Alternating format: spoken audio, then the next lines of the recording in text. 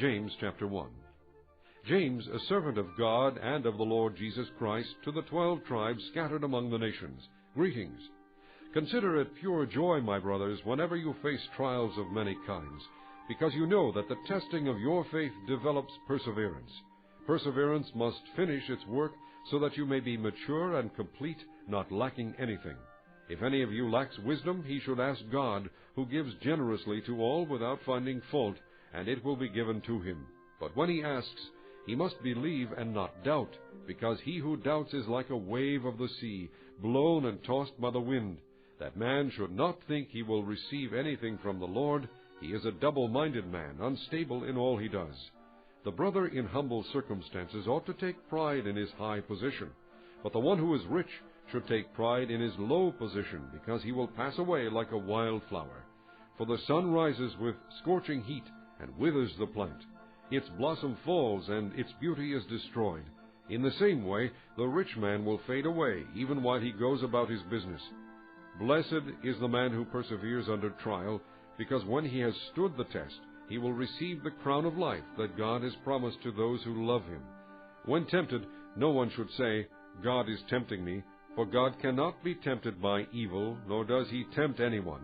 But each one is tempted when, by his own evil desire, he is dragged away and enticed. Then, after desire has conceived, it gives birth to sin, and sin, when it is full grown, gives birth to death. Don't be deceived, my dear brothers. Every good and perfect gift is from above, coming down from the Father of the heavenly lights, who does not change like shifting shadows. He chose to give us birth through the word of truth, that we might be a kind of first fruits of all he created.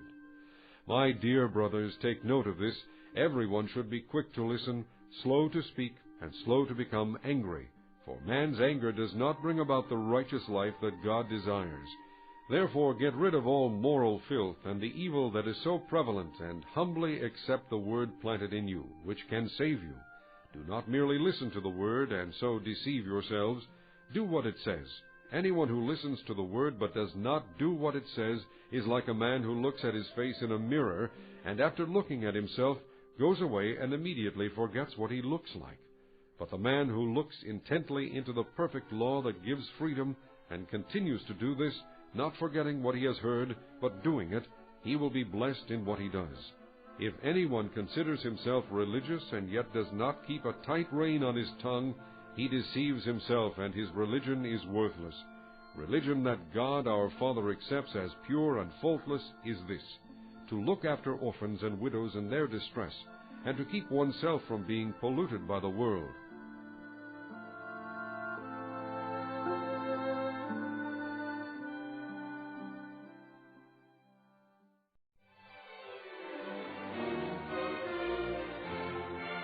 Chapter 2.